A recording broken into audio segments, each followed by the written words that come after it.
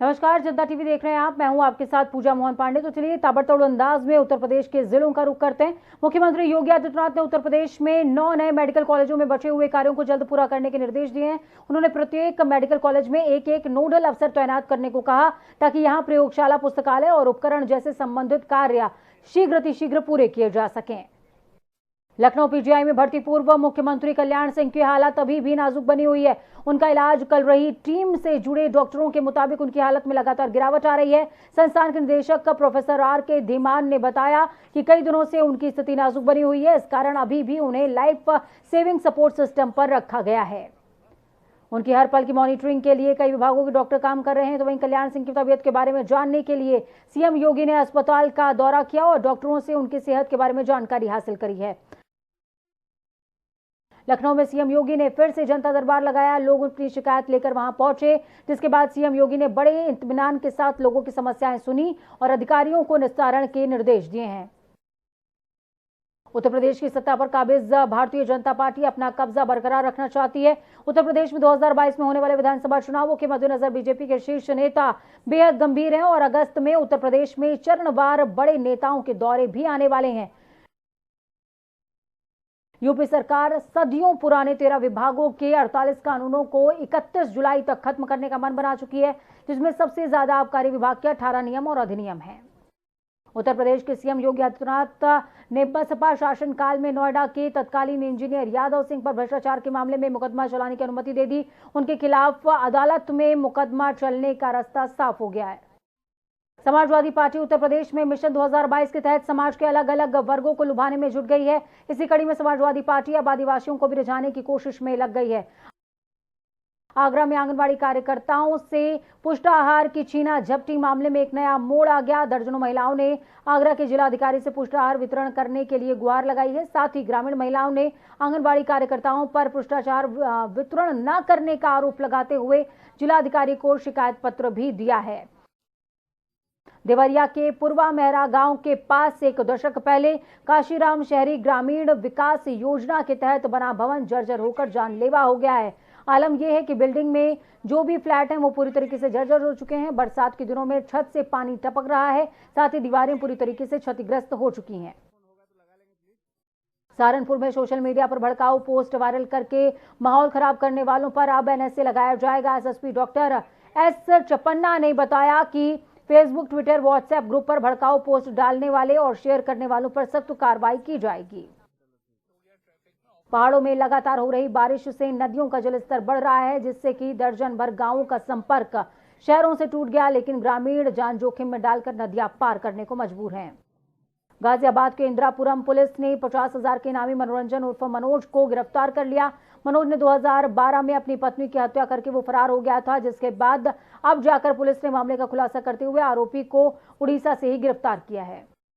सहारनपुर शहर के किशनपुरा मोहल्ले में 2 दिन से लापता नाबालिग लड़की को पुलिस ने अलीगढ़ से बरामद कर लिया। आरोप है कि पकड़े गए आरोपी युवक ने धर्म छुपाकर लड़की से पहचान बढ़ाई और फिर उसे घर से बुलाकर अलीगढ़ ले गया। मुरादाबाद के रेल मंडल के कुदर की रेलवे स्टेशन से हैरान कर देने वाली तस्वीरें सामने आई। हर उम्र के लोग रेलवे ट्रैक पर खड़ी मालगाड़ी के नीचे से बड़े ही आराम से अपनी जान को जोखिम में डालते हुए निकल रहे हैं।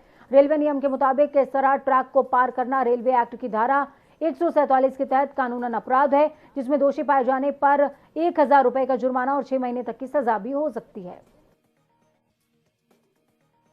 बांदा में बिसरा क्षेत्र के एक गांव में एक महिला के मुंह में कंडा ठूसकर दुष्कर्म करने का मामला सामने आया। पीड़िता ने कंट्रोल रूम में सूचना देने के साथ ही चौकी और थाने में आरोपित के खिलाफ तहरीर दी, लेकिन पुलिस ने कोई कार्रवाई नहीं की। उत्तर प्रदेश में 108, 102 एम्बुलेंस कर्मियों ने दूसरे दिन भी सेवा ठप रखी। करीबन 4,500 एम्बुलेंस खड़ी कर दी गई, जिसके कारण पूरे प्रदेश में हाहाकार की स्थिति बनी हुई है। उन्नाव में भूमाफियाओं की प्लांटिंग पर बने आशियानों पर जिला प्रशासन का बुलडोजर चला, जिससे कि आधा दर्जन मकानों को गिरा दिया गया। बता दें कि नहर विभाग की जमीन पर अवैध रूप से प्लॉटिंग कर जमीन बेची गई थी, जिसके बाद अब प्लॉट की रजिस्ट्री और दाखिल खारिज होने पर तहसील कर्मी भी संदेह के घेरे में आ गए हैं। बहराइच में अवैध मादक तस्करी के खिलाफ भारत नेपाल सीमा के पास पुलिस को बड़ी सफलता हाथ लगी। पुलिस ने 107 ग्राम स्मैक के साथ एक अभियुक्त को गिरफ्तार किया है। तो वहीं अंतर्राष्ट्रीय बाजार में इसकी कीमत 1,07,00,000 रुपए आंकी जा रही है। आगरा के बाहा थाना क्षेत्र में नरहौली मोंड के पास सड़क किनारे खड़े ट्रक में एक अनियंत्रित ट्रक टकरा गई, जिससे कि हादसे में 3 कार सवार गंभीर तौर पर घायल हुए हैं। तो वहीं सूचना में पहुंची पुलिस ने इलाज के लिए तीनों घायलों को सीएचसी में भर्ती करा दिया। अमेठी के गौरीगंज कोतवाली क्षेत्र के पूरे पचई एधी गांव में नहर के पानी से खेत की सिंचाई को लेकर विवाद 2 पक्षों में पेश आया। मारपीट में दोनों पक्षों में जमकर लाठी डंडे चले, धारदार हथियार से हमला किया गया, जिससे कि आधा दर्जन से ज्यादा लोग घायल हो गए हैं। बलिया के रसरा कोतवाली क्षेत्र के नगहर गांव के पास कट्टे की नोक पर 8 लाख की लूट को अंजाम दिया गया। फ्रेंचाइजी संचालक बैंक से 8 लाख रुपए निकालकर बाइक से जा रहा था कि 3 नकाबपोश बदमाशों ने बीच रास्ते में रुपए से भरा बैग छीन लिया। इटावा में भरतौरा कोतवाली पुलिस को बड़ी सफलता हाथ लगी है। क्षेत्राधिकारी विजय सिंह ने चेकिंग के दौरान 2 कुख्यात बाइक चोरों को 6 चोरी की बाइक समेत अवैध असलहे के साथ पकड़ा है। आगरा के जैतपुर थाना क्षेत्र में नएपुरा गांव में संदिग्ध परिस्थितियों में विवाहिता ने फांसी लगाकर आत्महत्या कर ली, जिसके बाद सूचना पर पहुंची पुलिस ने युवती के परिजनों ने ससुराली वालों पर उत्पीड़न करते हुए दहेज हत्या का आरोप लगाया। महंत जगत गुरु परमहंस आचार्य जी ने भारतीय जनता पार्टी को धन्यवाद दिया। इस दौरान उन्होंने कहा कि पंचमुखी हनुमान मंदिर के गुप्तार घाट तपस्वी जी की छावनी अयोध्या का है, जिस पर कुछ दबंग और आपराधिक किस्म के भूमाफियाओं ने अवैध रूप से कब्जा कर रखा था। कानपुर देहात से फर्जी पुलिस बनकर गांव के दबंगों ने साठगांठ करते हुए किसान के खेत पर अवैध कब्जा करने का मामला सामने आया। पुलिस ने लिखी जीप में चालक समेत 5 लोग अपने आप को पुलिस वाला बताकर गांव में दहशत फैला रहे हैं। तो वहीं पीड़ित परिवार ने एसपी से न्याय की गुहार लगाई है।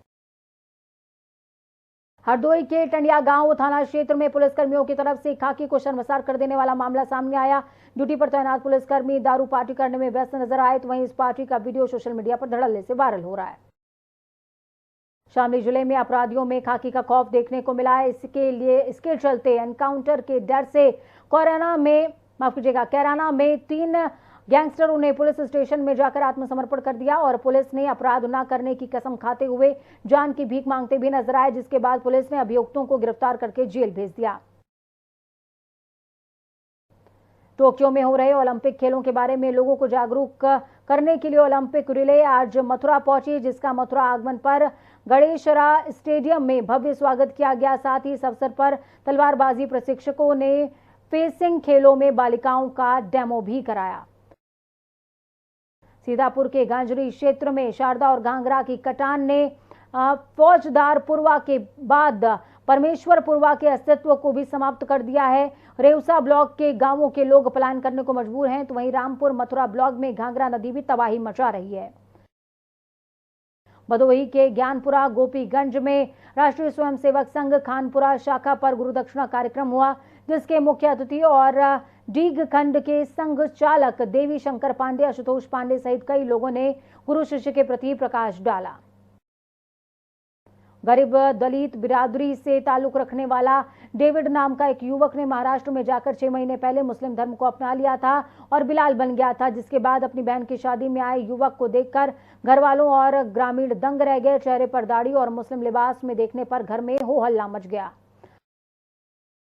संत कबीरनगर में हाल ही में पंचायत चुनाव होने के बाद निर्वाचित ग्राम प्रधानों ने अपना मुखिया मौलाना वारिस अली को चुन लिया है, जिसके बाद नवनिर्वाचित प्रधान संघ के ब्लॉक अध्यक्ष मौलाना वारिस अली ने कहा, प्रधानों के मान सम्मान के लिए लड़ाई लड़ूंगा। साथ ही कमीशन खोरों और दलाल होशियार हो जाएं कि अब इनकी दलाली चलने वाली नहीं है। महुआ में मलक फाउंडेशन की तरफ से आयोजित एक प्रोग्राम में देश के पूर्व राष्ट्रपति अब्दुल कलाम के यौम वफात की 6वीं वर्षगांठ के मौके पर खास कार्यक्रम का आयोजन किया गया, जिसमें मुख्यालय के जिला चिकित्सालय में भर्ती मरीजों सहित अनाथालय और वृद्धाश्रम में फल वितरण किया गया। इस मौके पर मलक फाउंडेशन के सभी पदाधिकारी और सदस्य मौजूद रहे। गाजियाबाद में गौशाला फाटक थाना के विजयनगर में बाइक सवार बदमाशों ने दिन दहाड़े गौतम बुद्ध नगर डीएम कार्यालय में तैनात कंप्यूटर ऑपरेटर से चेन लूट ली। तो वहीं लूट की घटना के बाद ऑपरेटर और उनकी पत्नी पर बदमाशों ने पिस्टल तान दी। फिरोजाबाद के वरिष्ठ पुलिस अधीक्षक अशोक कुमार शुक्ल ने जनसंवाद कार्यक्रम का शुभारंभ किया, जिसके अंतर्गत लोगों को अपराधों के प्रति जागरूक करने के लिए पुलिस ने गांव में जाकर सीधे ग्रामीणों से बात करी। साथ ही युवा पीढ़ी को उच्च जीवन जीने की शिक्षा और गलत कामों से दूर रहने की नसीहत दी गई। महुआ के गांव बसौट में युवक ने फांसी लगाकर आत्महत्या कर ली। घटना से मृतक के परिजनों में कोहराम मचा हुआ है, तो वहीं सूचना पर पहुंची पुलिस ने शव को पोस्टमार्टम के लिए भेज दिया। बताया जा रहा है कि कई दिनों से रीढ़ की हड्डी टूट जाने की वजह से दर्द और गरीबी के चलते युवक ने ये कदम उठाया है। बिजनौर के पूरनपुर नगल गांव में पिटाई का वीडियो वायरल हो रहा है, जिसमें दबंग निहत्थे युवक की जमकर पिटाई करते नजर आ रहे हैं। पीड़ित युवक को गंभीर हालत में अस्पताल भर्ती कराया गया। वहां पीड़ित परिजनों की तहरीर के बाद पुलिस दबंगों की तलाश में जुट गई है। हरदोई के हरियावा गांव थाना क्षेत्र में सन्यासी का शव मिला है। ग्रामीणों ने घटना की सूचना पुलिस को दी, तो वहीं पुलिस फील्ड यूनिट के साथ एसपी और अपर पुलिस अधीक्षक मौके पर पहुंचकर मामले की तफ्तीश में जुट गए। बताया जा रहा है कि मृतक लखीमपुर खीरी निवासी पिछले 3 दिनों से लापता था। तो चलिए खबरों में आगे बढ़ते हुए रुक करेंगे देवभूमि का। देहरादून के राज्य सचिवालय के विश्वकर्मा भवन में स्थित वीर चंद्र सिंह गढ़वाली सभागार में आज मंत्रिमंडल की बैठक हुई। बैठक में 10 अहम प्रस्तावों को मंजूरी मिली है। कांग्रेस प्रदेश अध्यक्ष बनने के बाद पहली बार देहरादून आए गणेश गोदियाल, उनके साथ में हरीश रावत और देवेंद्र यादव भी मौजूद रहे। सभी का कांग्रेस कार्यकर्ताओं ने एयरपोर्ट पर जोर शोर से स्वागत किया है।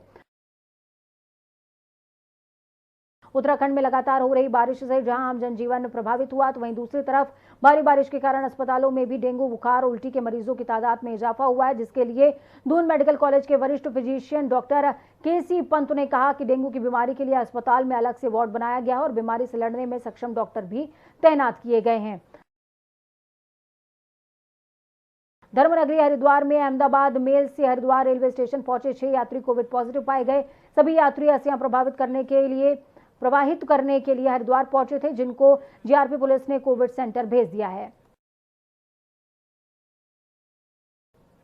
हल्द्वानी में अवैध खनन के खिलाफ विभाग ने सख्त कार्रवाई करी। आपको बता दें, पिछले वित्तीय साल में अवैध खनन के 41 प्रकरण सामने आए, जिसको गंभीरता से लेते हुए विभाग ने 12,24,32,000 जुर्माने की कार्रवाई करी, जिसमें खनन विभाग ने अभी तक मात्र 29,61,000 रुपए की वसूली की है।